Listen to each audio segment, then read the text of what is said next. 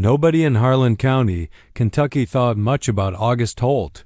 He was the blacksmith on the eastern edge of Moorhead's main road, a heavy-set man with a broad forehead and hands like shovels. And he had been there so long that most people simply stopped seeing him the way you stop seeing a tree that has always grown beside the path. He shod horses, mended wagon axles, hammered out plowshares and fence staples, and the occasional decorative iron gate for one of the grander houses up on Prospect Hill.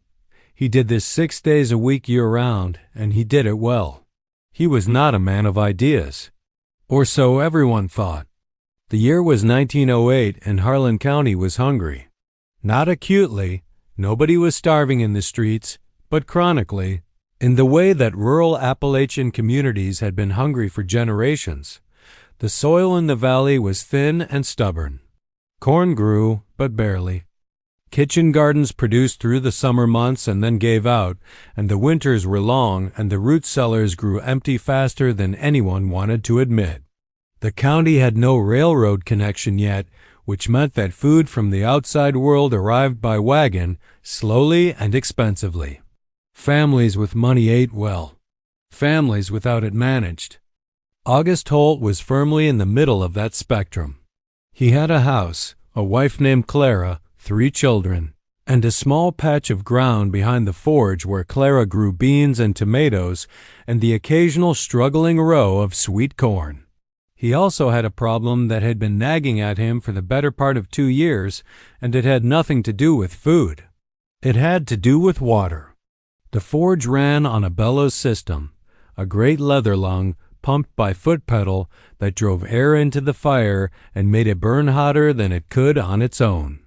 August's bellows was old and increasingly unreliable. The leather had cracked in several places and been patched so many times that the patches were themselves beginning to fail. On cold mornings it wheezed like a sick dog. On hot days, when the leather dried out, it lost half its pressure. August had been meaning to build a new one for 2 years, but the materials were expensive and the time was never quite right. In the late summer of 1908, the bellows finally gave out completely. It happened on a Tuesday morning, in the middle of a commission for a local farmer named Denny Prater who needed 3 dozen fence staples by Thursday.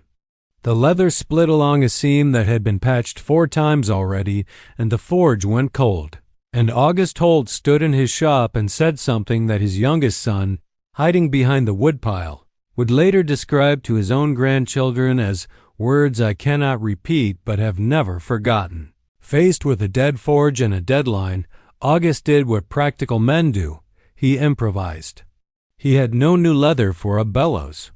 What he did have, stacked against the back wall of the forge in a haphazard pile, was a collection of scrap metal, old pipe fittings, a broken hand pump from a water well, several lengths of flattened tin, and a cast iron cylinder that had once been part of a cider press and had been left with him as partial payment by a farmer who couldn't afford cash. He also had tools and time, and the particular kind of stubbornness that comes from being a craftsman who cannot stand to be beaten by a mechanical problem. Over the next day and a half, August built something. He wasn't entirely sure what he was building as he built it. He started with the hand pump, which worked on a simple piston principle. Pull the handle up, create a vacuum that drew air in. Push it down, force the air out through a valve. He adapted the cylinder from the cider press to serve as a larger chamber. He fitted lengths of pipe to direct the airflow. He added a second valve, salvaged from a broken kerosene lamp, to create a one-way flow that would push air consistently in one direction regardless of whether the piston was moving up or down. It took him until Thursday morning, and it worked. Not elegantly, the contraption looked like something a fever dream had assembled, but it produced a steady, forceful stream of air that made his forge burn hotter and more consistently than the old bellows ever had. August finished Denny Prater's fence staples with 2 hours to spare and delivered them himself, riding out on his mule with the staples in a sack and a look on his face that Clara would later describe as like a man who'd accidentally won an argument he hadn't known he was making. He might have left it at that, a practical solution to a practical problem, forgotten as soon as the next job came in. But two things happened in the following week that changed the trajectory of what August Holt had built. The first was that Denny Prater came back. Not for fence staples this time. He'd been talking to his brother-in-law, who had a small apple orchard on the north slope of Tug Mountain, and the brother-in-law had a problem.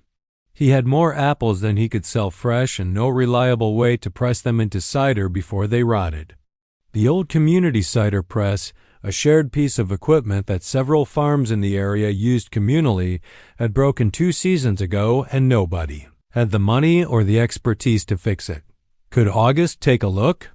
The second thing was that Clara Holt, watching her husband tinker with his air pump contraption on a Sunday afternoon when he should have been resting, said something quietly practical. "August, that thing pushes air. Could it push water?" August looked at his wife. He looked at the contraption. He went inside and ate his supper and didn't say a word for the rest of the evening. But Clara knew that look. It was the look of a man whose mind was somewhere else entirely.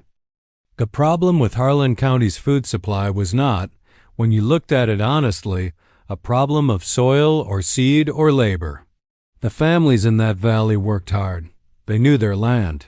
The problem was water, specifically, the inability to get water to crops during the dry weeks of July and August, when the creek levels dropped and the hand-dug wells struggled, and the gardens that had been lush in June began to wilt and fail. A good summer rain could save a garden. A dry spell of 3 weeks in August could end it. And in Appalachia in 1908, the difference between a garden that survived August and one that didn't was often the difference between a family that ate through January and one that didn't. Irrigation was not a new idea. Farmers in the American West had been irrigating for decades. But Western irrigation involved rivers and flatland and large-scale engineering that simply didn't translate to the steep, rocky terrain of eastern Kentucky. What the hill farms around Morehead needed was something small-scale, affordable, and workable by a single family without hired help. What they needed, though nobody had articulated it quite this way, was a pump that an ordinary person could build from materials they already had or could afford, powered by something they already possessed. August spent 3 weeks thinking about Clara's question. Could it push water? He went back to his contraption and studied it with new eyes. The piston pump he'd adapted was already moving fluid. Air is a fluid, after all, and the principles are the same. The valves worked. The cylinder was sound.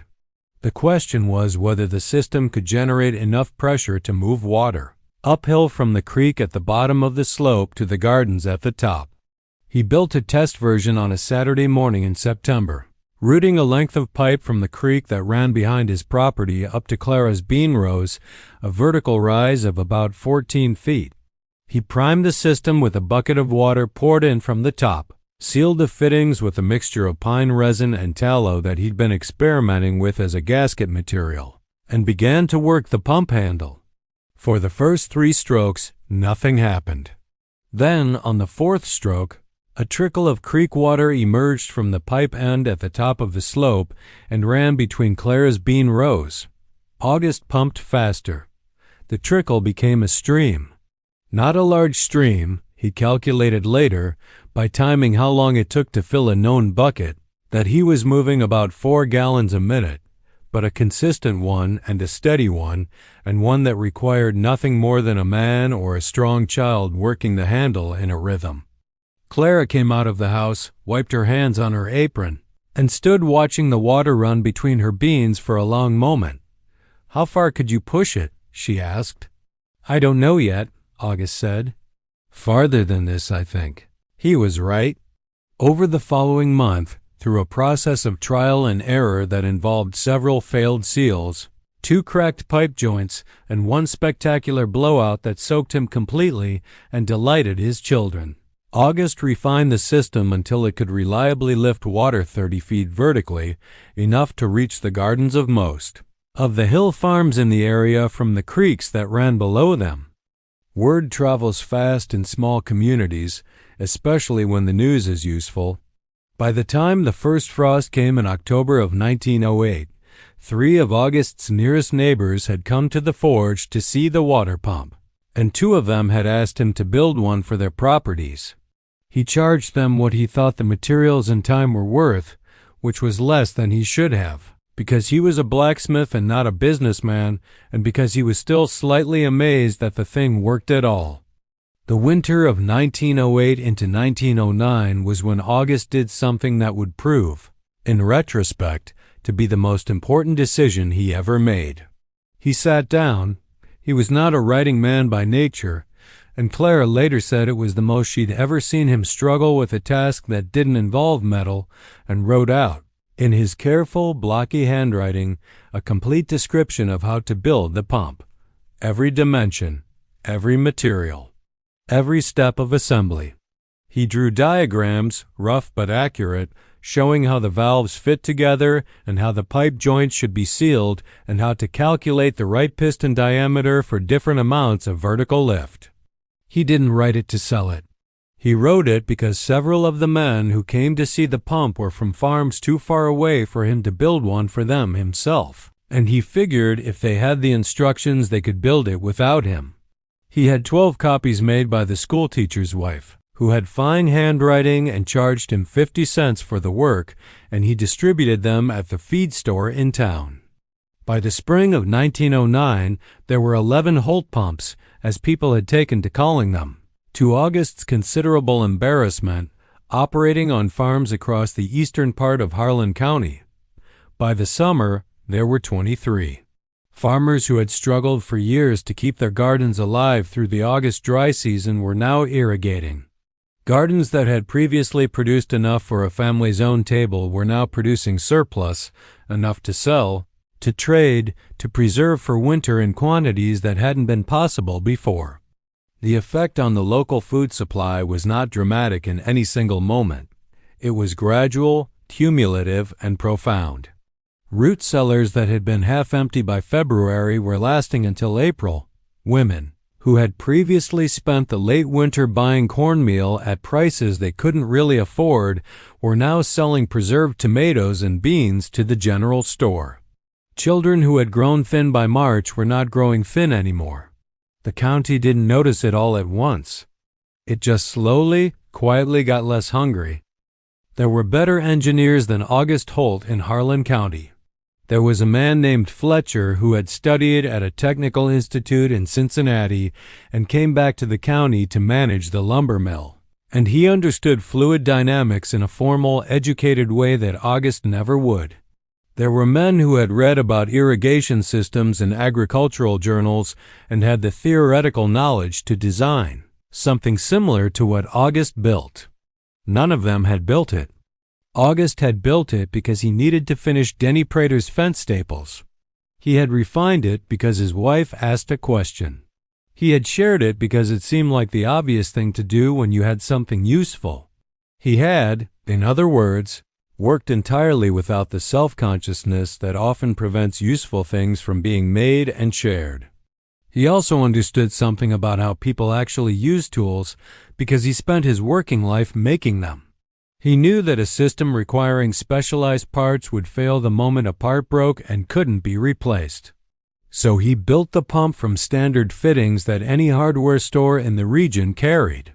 He knew that a system requiring precise calibration would be abandoned by busy farmers who didn't have time to calibrate it. So he designed the tolerances to be forgiving. He knew that a system that required 2 people to operate was a system that half his neighbors couldn't use because their wives were busy and their older children were working. So he built it to be operated by 1 person or by a child of 10 if the child was steady.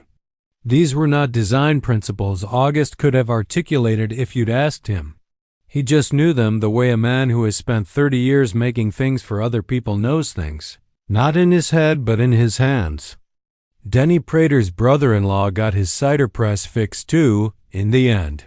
August adapted the same piston principle to drive the press mechanism, and within 2 seasons there was enough cider production in the north part of the county to supply the general stores and a small surplus. That got sold to a distributor in the next county over. It was not a revolution. It was a repair job that kept growing because the underlying idea was sound. August Holt died in 1931 at the age of 67 in the same house he'd lived in for his entire adult life. The forge had been quiet for several years by then.